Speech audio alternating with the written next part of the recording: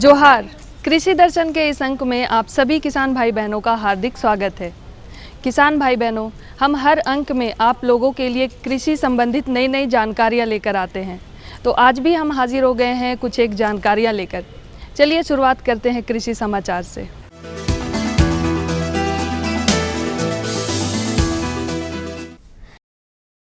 नमस्कार, कृषि समाचार में आपका स्वागत है। मैं हूं अनुश्री। आइए देखते हैं आज कृषि समाचार में क्या है खास। राज्य में चलाई जा रही है वेल फिशरीज योजना। किचन गार्डन में मौसमी सब्जियों के लिए बनाएं अलग जगह। निकाई गुड़ाई के लिए बेहतर उपकरण है डच हो। राज्य में मत्स्य विभाग द्वारा वेल फिशरीज योजना चलाई जा रही है। इसके अंतर्गत मनरेगा सिंचाई कूपों में मछली पालन के लिए मत्स्य विभाग लाभुकों को सहयोग देगी। इस योजना से जहां एक ओर अतिरिक्त आय का सृजन होगा, वहीं दूसरी ओर ग्रामीण अर्थव्यवस्था सुदृढ़ होगी। राज्य में किसानों के लिए चलाई जा रही कल्याणकारी योजनाओं में एक प्रमुख योजना है वेल फिशरीज योजना। यह योजना मत्स्य निदेशालय की ओर से चलाई जा रही है। इसके अंतर्गत कम से कम 10 लाभुकों को क्लस्टर बनाकर मनरेगा सिंचाई कूपों में पंगेशियस या अन्य वायुश्वासी प्रजाति की मछलियों के बीज संचयन के लिए अनुदान दिया जाता है। गृह वाटिका, जिसे हम किचन गार्डन भी कहते हैं, इस वाटिका में हम अपने पसंद की फल, सब्जियां इत्यादि लगाकर अच्छी गुणवत्ता युक्त फल और सब्जी प्राप्त कर अपने पूरे परिवार को पौष्टिक भोजन दे सकते हैं। इस किचन गार्डन से और लाभ कैसे प्राप्त करें, इसकी जानकारी के लिए हम आपको मिलवाते हैं कृषि विशेषज्ञ से। जो किसान बहनें गृह वाटिका या किचन गार्डन लगाना चाहती है, उनका विशेष रूप से ये ध्यान देना है कि जो भी किचन गार्डन के लिए जो ज़मीन या इस्तेमाल कर रही हैं, उनको पूरे एक मौसम के अनुसार उसका विभाजन कर ले और उन पे मेढ़ों पे पत्तेदार सब्जियां या जड़ वाली सब्जियों का इस्तेमाल करें और बाकी जगह पे जो है वो आप असामान्य रूप से जो सब्जी लगाती हैं उसका इस्तेमाल कर सकती हैं।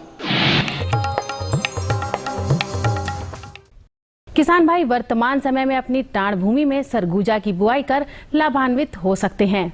सरगुजा की अच्छी पैदावार लेने के लिए किसान बिरसा नाइजर 1, बिरसा नाइजर 2 और बिरसा नाइजर 3 नामक प्रभेदों की बुआई कर सकते हैं। सरगुजा की अच्छी उपज लेने के लिए विशेषज्ञों द्वारा अनुशंसित किस्म है बिरसा नाइजर 1, 2 और 3।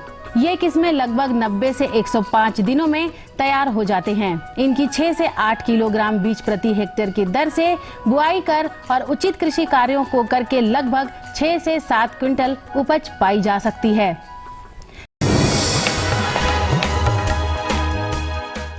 जो किसान भाइयों ने श्री विधि से धान की खेती की है, उन्हें धान की अच्छी पैदावार लेने के लिए इस समय कुछ विशेष कृषि कार्य करने की आवश्यकता होती है। वे कृषि कार्य क्या हैं और कैसे उन्हें करें, बता रहे हैं हमारे कृषि विशेषज्ञ। जो किसान भाई श्री विधि से खेती किए हैं, वो किसान भाई अपने कोनो वीडर, कृषि विज्ञान केंद्र में कोनो वीडर उपलब्ध है। किसान भाई कोनो वीडर से श्री विधि खेती का निकाई कोड़ाई करें। निकाई कोड़ाई करने से बहुत ही फ़ायदा होगा, उपज में वृद्धि होगी, कीड़े मकोड़े नहीं लगेंगे। अतः किसान भाई अपने श्री विधि खेत के जो धान की रोपाई किए हैं उसमें कोनो वीडर का उपयोग करें। कोनो वीडर कृषि विज्ञान केंद्र में उपलब्ध है और इसके लिए वो किसान भाई ले जा सकते हैं।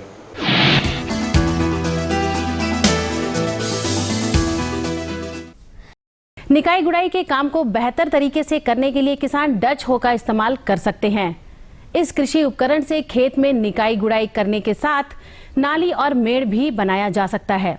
ये है डच हो। निकाई गुड़ाई के काम के लिए निर्मित इस उपकरण से खेत में नाली और मेड़ भी बना सकते हैं। डच हो द्वारा एक दिन में लगभग 15 डिसमिल खेत में लगे फसलों की निकाई की जा सकती है। इस उपयोगी उपकरण को बिरसा कृषि विश्वविद्यालय के अभियंत्रण विभाग से प्राप्त किया जा सकता है।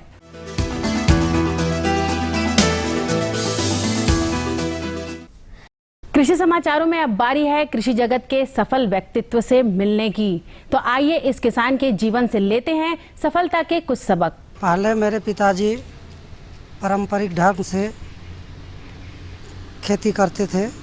अब हम लोग नया आधुनिक ढंग से खेती करते हैं। हम प्लांडू से ट्रेनिंग लिए हैं, केवीके से जुड़े हुए हैं, केवीके से ट्रेनिंग लिए हुए हैं। और अब नया तरीका से जो खेती कर रहे हैं इससे हम लोग का ज़्यादा बेनिफिट होता है और कम लागत भी लगता है। कम लागत से ज़्यादा फायदा होता है। और अब एक नजर राज्य के कुछ प्रमुख शहरों के मौसम के मिजाज पर। आज राज्य के कुछ प्रमुख शहरों के तापमान इस प्रकार दर्ज किए गए। रांची अधिकतम 25, न्यूनतम 22 डिग्री सेल्सियस। देवघर अधिकतम 28, न्यूनतम 25 डिग्री सेल्सियस। गोड्डा अधिकतम 29, न्यूनतम 26 डिग्री सेल्सियस। कोडरमा अधिकतम 26, न्यूनतम 23 डिग्री सेल्सियस। चाईबासा अधिकतम 28, न्यूनतम 25 डिग्री सेल्सियस। और हजारीबाग अधिकतम 26, न्यूनतम 23 डिग्री सेल्सियस।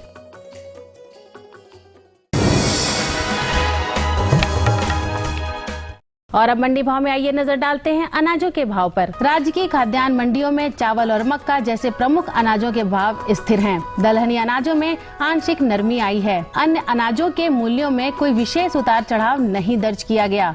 उधर सब्जी मंडियों में भी हरी सब्जियां अपने बढ़े हुए मूल्यों पर कायम हैं। वहीं कुछ प्रमुख अनाजों के भावों पे नजर डालें तो वे इस प्रकार रही। चावल मध्यम न्यूनतम 2500, अधिकतम 3100 रुपए। चावल उत्तम न्यूनतम 3000, अधिकतम 4500 रुपए। गेहूं न्यूनतम 1600, अधिकतम 2000 रुपए। दाल अरहर न्यूनतम 10,200, अधिकतम 11,400 रुपए। दाल मसूर न्यूनतम 8,000, अधिकतम 8,600 रुपए। दाल चना न्यूनतम 4,800, अधिकतम 5,100 रुपए। सरसों तेल न्यूनतम 9,150, अधिकतम 10,100 रुपए। आलू न्यूनतम 1,750, अधिकतम 2,000 रुपए। और प्याज न्यूनतम 1,600, अधिकतम 1,900 रुपए। कृषि समाचार में आज इतना ही। अगले दिन अगले अंक में फिर मुलाकात होगी कुछ ताजा तरीन खबरों के साथ। तब तक के लिए दीजिए इजाजत। नमस्कार, जोहार।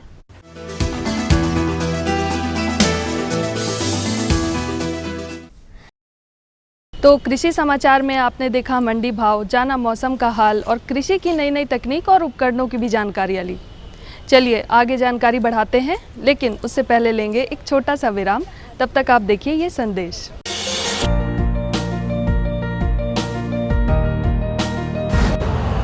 यूरिया का स्वदेशी उत्पादन 70 लाख टन बढ़ाने के लिए 6 उर्वरक संयंत्रों का उद्धार किया जा रहा है।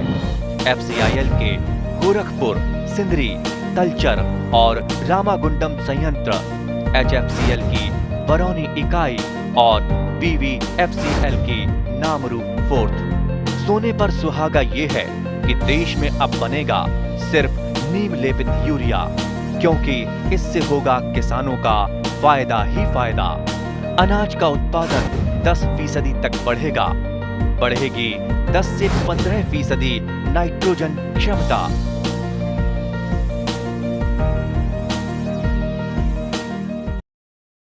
विराम के बाद आप सभी का स्वागत है।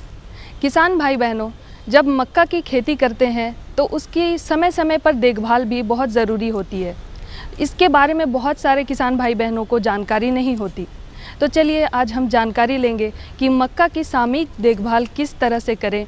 इसके बारे में हमारे विशेषज्ञ डॉक्टर संजीव कुमार हमें जानकारी देंगे, जिनसे बातचीत करेंगे हमारे सहयोगी शंकर कुमार पाठक। झारखंड की जलवायु सभी फसलों के खेती के लिए अनुकूल मानी जाती है, जिसमें धान, गेहूं, हरी सब्जियां, मशरूम और मक्का की बड़े पैमाने पर खेती होती है।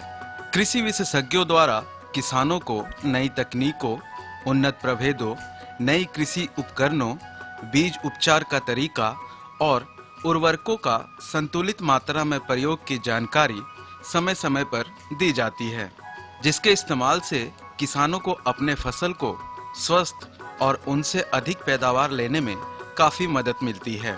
अगर प्राथमिकता की बात करें तो मक्का फसल की खेती के लिए खेत का चुनाव और मिट्टी का चयन प्रमुख रूप से आता है। किसानों को सलाह दी जाती है कि खेत का चुनाव करते समय जल जमाव की समस्या ना हो, अर्थात जल निकासी की उपयुक्त व्यवस्था हो, तथा मिट्टी के लिए दोमट या बलुआई दोमट मिट्टी मक्का फसल के लिए उपयुक्त होती है। खेत की तैयारी के लिए मिट्टी की 2 से 3 बार अच्छी तरह जुताई कर पाटा से मिट्टी को समतल कर देना चाहिए। इससे मिट्टी के खरपतवार हट जाते हैं और मिट्टी में मौजूद कीड़े मकोड़े भी मर जाते हैं। जुताई के कारण मिट्टी हल्की तथा भुरभुरी हो जाती है, जिससे बीजों का अंकुरण सही तरीके से होता है। अच्छी उपज के लिए उन्नत प्रभेदों की जानकारी बेहद जरूरी है। मक्का के उन्नत प्रभेदों में सुआन, बिरसा विकास मक्का 1 और बिरसा विकास मक्का 2 और हाइब्रिड में HPQM 1 और कंचन नामक किस्म ऐसी किस्में हैं जो 70 से 80 दिनों में ही तैयार हो जाती हैं। अधिक पैदावार हेतु उर्वरकों का संतुलित मात्रा में प्रयोग भी आवश्यक है। उर्वरकों का प्रयोग फसलों में 2 बार करना चाहिए। पहला बीज के बुआई के समय तथा दूसरा जब पौधा 20 से 25 दिन का हो जाए तब। उर्वरकों में नाइट्रोजन, पोटास, फास्फेट और सल्फर की उचित मात्रा से हमारे फसल स्वस्थ और उपज भी अधिक देते हैं। बीज को स्वस्थ बनाए रखने के लिए रासायनिक दवा बेवस्टीन से बीज उपचारित कर खेत में लगाना चाहिए, जिसमें कतार से कतार की दूरी 70 से 75 सेंटीमीटर तथा पौधों की दूरी 15 से 20 सेंटीमीटर रखने से पौधों का बढ़वार ठीक ढंग से हो पाता है। समय समय पर पौधों की देखभाल न की जाए तो इसमें रोग व्याधियां लगने की समस्या आने लगती है, जिनमें मुख्य रूप से तना छेदक कीड़ों का प्रकोप ज्यादा होता है। इस कीट के नियंत्रण के लिए फ्यूराडान नामक रासायनिक कीटनाशक का प्रयोग करना लाभदायक होता है और समय समय पर खरपतवार का नियंत्रण भी करते रहना चाहिए। इसके अलावा मक्का के पत्तों या डंठलों का लाल होना आम समस्या है। इस समस्या से बचने के लिए 15 केजी बोरोन का घोल बनाकर पौधों पर स्प्रे करना फायदेमंद रहता है।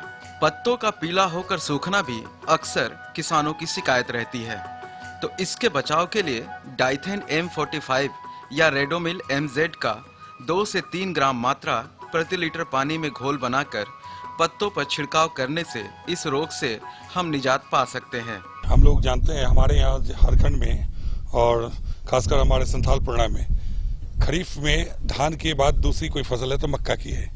और आज के समय में मक्का एक बहुत ही क्या कहेंगे कैश क्रॉप की तरह लोग लगाते हैं। जहाँ भी आप देखें कि मक्का रोड के किनारे भी हम लोग आराम से उसका भुट्टा खाते हैं, तो इससे किसानों को तुरंत में फ़ायदा होता है। इसकी रही बात जहाँ तक कि देख रेख की, तो मक्का में ध्यान 2-3 चीज़ की देने की ज़रूरत है।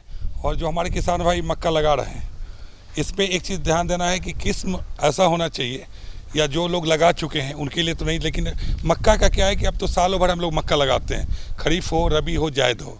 तो अभी तो खरीफ का मौसम चल रहा है, किसान भाई हमारे मक्का लगा चुके हैं तो उनके लिए है कि देख रेख सबसे पहले कि अभी बारिश अच्छी हो रही है, और बारिश हो रही है खास करके आज के समय में जो 2-3 दिन से और होने वाली की संभावना है, इसको देखते हुए हम लोग चाहें कि जो किसान भाई मक्का लगा चुके हैं वो निकाई गुड़ाई कर लें।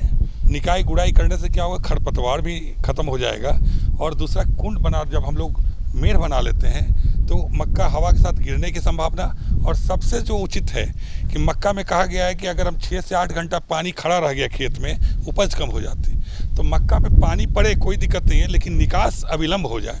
तो इसके लिए ज़रूरत है कि अभी जिस स्थिति में मक्का है, जो लोग लगा चुके हैं निकाई गुड़ाई करके और उसमें कुंड ये मेड़ बना लें, मिट्टी चढ़ा दें, तो उनको बहुत फ़ायदा होगा। तो ये तो आपने बता दिया कि धान के बाद यदि झारखंड में सबसे ज़्यादा यदि किसी चीज़ की खेती हो तो मक्का की होती है, और सिंचाई यदि पानी है तो उसको किस तरह से निकाला है। तो जो किस्म की चुनाव है वो हमारे किसान भाई कौन सी किस्म चुनाव करे जो उनको ज़्यादा से ज़्यादा लाभ हो। अभी देखिए हम लोग जब अभी हैं कि जैसे हमने बताया कि मक्का तो सालों भर लगती है, जो लोग लगा चुके ठीक है, जो नए लगाने वाले हैं अभी समय जस्ट आ गया कि इसके बाद हम लोग मक्का लगाएंगे फिर से, तो उसके लिए स्वान कंपोजिट है, ये बिरसा विकास मक्का 2 है, बिरसा मक्का 1 है, प्रिया है, ये सब किस्में अच्छी हैं। इसकी पुष्ट दाना होती है, पीला दाना होती है, मीठा होता है। और मीठा का एक कारण है कि हम लोग मक्का का ऐसे किस्मों का चुनाव करें। मीठा से मेरा तात्पर्य है कि किसान भाई उसको, जैसे हम लोग कहते हैं कि मक्का की पूरी पैदावार लेने के बाद उसको निकाल करके भुट्टा को और दाना निकाल बेचते हैं, उससे ज़्यादा फ़ायदा हमको किसानों को है कि हम लोग हरा भुट्टा बेचें, और हरा भुट्टा की उसी की कीमत मिलती है जो खाने में मीठा हो। तो इन किस्मों की जो भुट्टा है इसको खाने में अच्छा लगता है, मीठा लगता है। तो इस किस्मों का चुनाव करें तो ज़्यादा बिकेगा। और हाट में, रोड के किनारे, हर जगह आजकल भुट्टा के रूप में इसका उपयोग करते हैं। यदि उर्वरक प्रबंधन की बात किया जाए तो वो किस तरह से ध्यान रखेंगे हमारे किसान भाई? हाँ, उर्वरक का इसमें बहुत बड़ा ये रोल है, क्योंकि जैसे मक्का हम लोग एग्जॉस्टिव क्रॉप करते हैं कि ये लोग ज़्यादा उर्वरक की इनको ज़रूरत होती है, बढ़वार इनका ज़्यादा होता है, पैदावार ज़्यादा होता है, इसलिए इसमें उर्वरक की संसूचित जो मात्रा है, अगर किसान भाई, फिर से मैं एक चीज़ कहूँगा किसान भाई को कि जो लोग लगा चुके हैं या लगाने वाले हैं, लगा चुके हैं, अगर मिट्टी की जांच किए तो बहुत अच्छा, नहीं तो आगे जो कार्यक्रम अपना करें मक्का के लिए उसमें मिट्टी की जांच कर लें। जो किसान भाई लगा चुके हैं उनका जो उर्वरकों की मात्रा है वो नाइट्रोजन उसमें होना चाहिए था 120 किलोग्राम प्रति हेक्टेयर और 80 किलोग्राम फॉस्फेट और 60 किलो पोटाश। तो इसका जो अनुशंसित मात्रा है दोनों हम लोग लगा लेंगे एक साथ, फॉस्फेट और पोटाश जब लगाते हैं उसी समय, और नाइट्रोजन की आधी मात्रा, और बची हुई नाइट्रोजन की आधी मात्रा को 2 बार में हम लोग, एक बार तो जब निकाई गुड़ाई करते हैं 25 से 30 दिन के बाद, और एक बार फिर से जब जिसमें गावा निकलता है उस समय हम लोग डालते हैं। तो उसमें क्या होता है कि बढ़िया पैदावार मिलती है। अच्छा, ये तो हो गई कि किस्म की बात कर ली हम लोग, खरपतवार नियंत्रण उर्वरक। अब बात आती है कि कौन कौन से रोग या कीट जो है मक्का में लगने की संभावना होती है, उसकी रोकथाम किस तरह से करें हमारे किसान भाई? देखिए, अपने यहाँ जैसे कि एक चीज़ हम लोग ये करते हैं कि जो मक्का है, मक्का में खास करके तना छेदक जो होता है, जिसका कि ऊपर से कंठा सूख जाता है, हेडबैक उसका कंठा सूख जाता है और उससे उपज हमारी बहुत कम हो जाती है। तो दानेदार दवा हर जगह मिलती है, 410G, इसको हम लोग एक डब्बा ले लें और जब जिसमें उससे निकल रहा होता है उनका गाभा, उनका फूल, उस समय एक डब्बा ले करके उसमें छेदा करते हैं और झाड़ दें हर एक जगह, या फिर जड़ में भी दे सकते हैं। तो उससे क्या होगा कि जो तना छेदक है वो उनका तो नियंत्रण हो जाएगा और हमको अधिक पैदावार मिल सकेगी। तो ये जो दवा का इस्तेमाल है वो कितने दिनों पर और किस अंतराल पे करना चाहिए? देखिए, ये तना छेदक जो जब हमारा है इसको हम लोग 2 बार कर सकते हैं। एक बार जब हम लोग जो मक्का हमारी है तो 25 से 30 दिन की हो जाए, और दूसरे बार जिस समय की गाभा निकलता है उस समय, तो ज़्यादा फायदा रहता है। यदि आप मक्का की खेती कर रहे हैं तो समसामयिक देखभाल करके आप अच्छा से ज़्यादा लाभ प्राप्त कर सकते हैं। आपने हमारे किसान भाइयों को इतनी अच्छी जानकारी दी, इसके लिए आपका बहुत बहुत धन्यवाद। धन्यवाद। तो आपने अभी जानकारी ली मक्का की सामयिक देखभाल किस तरह से करें। चलिए आगे जानकारी की ओर बढ़ते हैं, लेकिन उससे पहले लेंगे एक छोटा सा विराम। तब तक आप देखिए ये संदेश। ये लो और बताओ। बस। अरे ये क्या भैया जी, बस इतनी सी रासायनिक खाद? किसानी छोड़ रहे हो क्या? किसानी नहीं, नादानी छोड़ रहे हैं। मिट्टी की जांच कराई है। अब तो लाला जी जितनी जरूरत है उतने ही उर्वरक खेत में डालेंगे। हाँ, किसान भाई आज ही अपने जिले की नजदीकी भूमि परीक्षण प्रयोगशाला में मिट्टी की जांच जरूर करवाएं और मिट्टी में पोषक तत्व, नमी व पौधे के विकास को देखते हुए केवल जरूरत के अनुसार ही पोषक तत्व डालें। और हाँ, मिट्टी में गंधक, जस्ता, बोरोन जैसे सूक्ष्म पोषक तत्वों का पता लगाना भी न भूलें।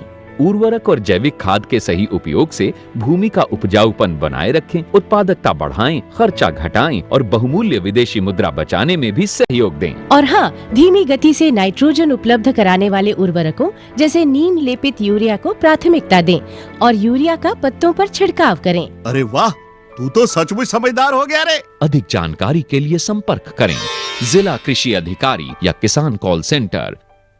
विराम के बाद आप सभी का एक बार फिर से स्वागत है। किसान भाई बहन जब धान की खेती करते हैं तो उसमें खरपतवार भी उगाते हैं, तो लोग हाथों से अगर उसे हटाए तो उसमें बहुत ही पैसा लग जाएगा और समय की बचत भी नहीं हो पाएगी। तो अगर आप यांत्रिक विधि से अगर खरपतवार का नियंत्रण करें तो आपकी पैसे की लागत भी कम लगेगी और समय भी कम लगेगा। तो चलिए आज इसी के बारे में जानकारी लेंगे अपने विशेषज्ञ डॉक्टर प्रमोद कुमार से, जिनसे बातचीत करेंगे हमारे सहयोगी संजय कुमार सिंह। किसान भाइयों नमस्कार, कृषि दर्शन कार्यक्रम में आपका बहुत बहुत स्वागत है। किसान भाइयों, कृषि दर्शन की टीम आज कृषि विज्ञान के जामताड़ा में है और आज हमारे साथ बातचीत करने के लिए हैं यहीं के एक यांत्रिकी विभाग के वैज्ञानिक श्री प्रमोद कुमार जी। ये हमें जानकारी देंगे कि धान में यांत्रिक विधि से खरपतवार का नियंत्रण कैसे करें। आइए सबसे पहले इनका स्वागत करते हैं। प्रमोद जी, आपका हमारे कार्यक्रम में बहुत बहुत स्वागत है। जोहार झारखंड किसान भाइयों, आप सबों को मेरी तरफ से नमस्कार। प्रमोद जी, सबसे पहले हमारे किसान भाइयों को बताइए, अभी जो धान लगा हुआ है तो खरपतवार का नियंत्रण आसानी से कैसे करें हमारे किसान? अभी तो झारखंड में लगभग सभी जगह मतलब धान की रोपाई करीब करीब हो चुकी है। तो सबसे पहले जब तक हम उसमें जो भी घास खरपतवार लगते हैं उसको जब तक बचाव नहीं करेंगे तब तक आप उसकी उपज को नहीं बढ़ा सकते हैं। अगर आपका घास जो अलग जो हम खाद देते हैं, खाद तो देते हैं धान के लिए, धान के बढ़वार के लिए, वो खाद अगर दूसरे घास को मिलेगा तो वो बढ़ेगा और इससे क्या होगा कि धान का उपज घटेगा। इसलिए हम लोग को क्या करना होगा कि उसमें जो भी अदर चीज़ जो भी घास है उसको निकालना होगा किस तरह से, या तो रासायनिक विधि द्वारा निकालना होगा, या तो हाथ द्वारा निकालना होगा, या तो मशीन द्वारा। अगर हम लोग नहीं निकालेंगे तो क्या होगा कि उपज में कमी आ सकती है, करीब 25 से 30% तक उपज में कमी आ सकती है। जैसा कि आपने बताया कि यांत्रिक विधि से मतलब निकाला जाए तो और साथ ही मतलब अगर किसान भाई मजदूर लगा के निकालें, दोनों में जो खर्च है वो कितना पड़ेगा? हाँ, आपने बहुत बड़ी आर्थिक स्थिति के रूप में बताया। हाँ, ये तो बहुत मतलब खरपतवार निकालने का बहुत सारी विधियां हैं। वो एक केमिकल लगा करके करते हैं, एक हाथ से भी करते हैं, लेकिन मशीन द्वारा जो करते हैं उसमें बहुत मतलब एक बार मशीन खरीदने में जो खर्चा लगे वही लगेगा, लेकिन वो हमेशा के लिए फ़ायदेमंद रहेगा। केमिकल अगर किसान भाई यूज करते हैं तो केमिकल से क्या होता है कि साइड इफेक्ट भी होता है, खर्चा तो ज़्यादा नहीं पड़ता, वो कम होता है कि जैसे जनरली किसान में पेट्राक्लोर यूज कर लेते हैं वो 600 ml प्रति एकड़ के हिसाब से, तो वो ज़्यादा फायदेमंद उतना नहीं है। लेकिन वो मशीन यूज करेंगे तो उसमें ज़्यादा फायदेमंद रहेगा। यदि लेबर लगा के हाथ से निकालते हैं तो उसमें टाइम ज़्यादा लगता है, और क्या होता है कि वो टाइम ज़्यादा लगता है और पैसे का नुकसान ज़्यादा होता है। अगर वो मशीन उपयोग करेंगे तो उसमें पैसे की बचत होगी, समय की बचत होगी और बोझ में कमी आएगी। मशीन अगर किसान भाई प्रयोग करे, जैसे कोनो वीडर वगैरह जो हमारे किसान भाई प्रयोग करें, इससे और जो आदमी जो निकालता है, दोनों में क्या समानता, मतलब दोनों का जो निकालने का तरीका है, इसमें धान के फसल को कितना फ़ायदा होता है? हाँ, जो किसान भाई अपने हाथ से निकालते हैं तो उसमें ज़्यादा टाइम लगता है, समय ज़्यादा लगता है।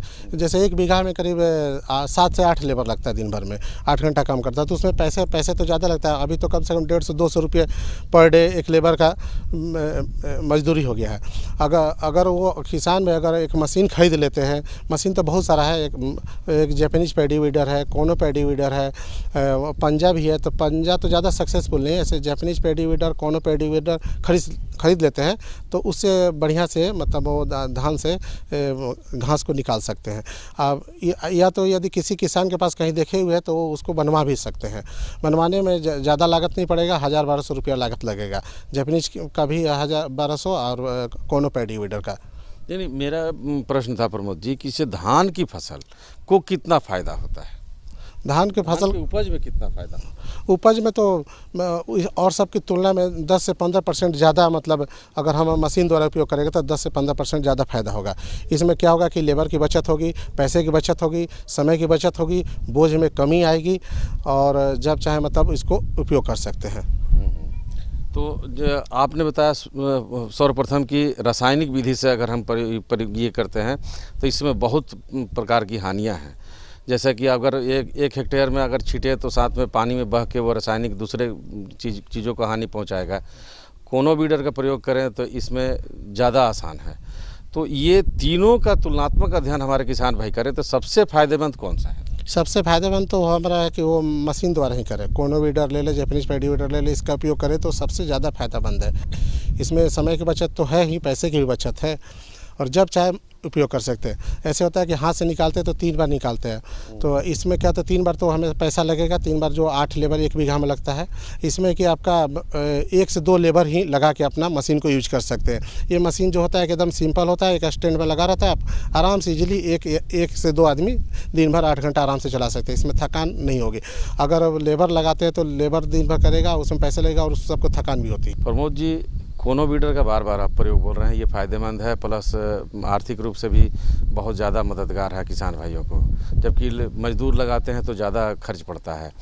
अब कोनो वीडर का प्रयोग जो हमारे किसान भाई छीटा विधि से खेती करते हैं टाण में, और दोन में अगर लाइन से लाइन अगर सीरी विधि से खेती करते हैं तो ये दोनों सब जगह ये कोनो वीडर का प्रयोग हो सकता है? नहीं, ये सब जगह कोनो वीडर का प्रयोग नहीं हो सकता है। ये मुख्यतः जो किसान जो ऐसे मतलब पारंपरिक विधि से कर रहे हैं उसमें तो उपयोग नहीं होता है, उसमें तो हाथ द्वारा ही घास निकाला जा सकता है। इस मशीन का ये मशीन है करीब मुख्यतः 15 सेंटीमीटर चौड़ा रहता है, जो किसान भाई धान को लाइन में लगाते हैं, 20 बाई 20 सेंटीमीटर में लगाते हैं, सीरी विधि जिसको बोलते हैं, जो आजकल मतलब झारखंड में हर जगह बढ़ावा दिया जा रहा है कि सीरी विधि से लगाया जाए, तो उसमें ही इसका उपयोग हो सकता है। क्योंकि अगर लाइन में फसल खड़ी रहेगी तो उसी में हाथ द्वारा वो चला सकते हैं और उसको चला के वो क्या होता है कि उसको घास को निकाल सकते हैं। इसके अलावा और कौन सी विधि है जिससे हमारे किसान भाई खरपतवार का नियंत्रण कर सकें?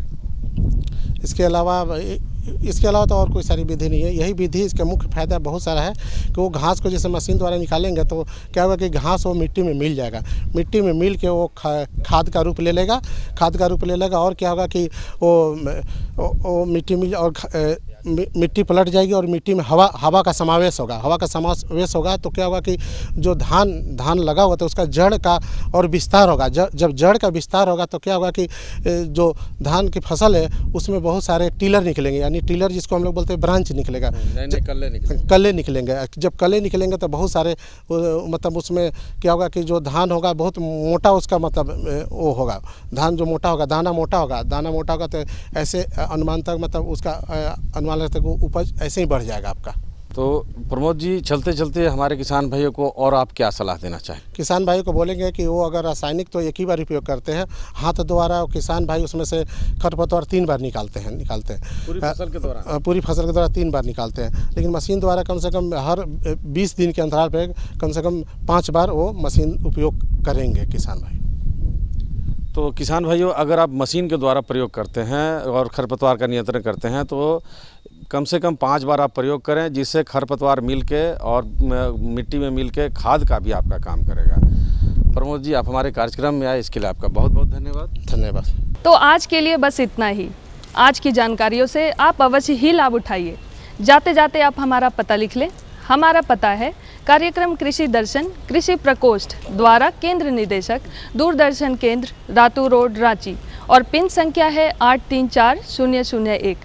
तो इसी के साथ आप हमें दीजिए इजाज़त। हम अगले हफ्ते फिर से हाजिर हो जाएंगे आपके लिए नई जानकारियाँ लेकर। जोहार।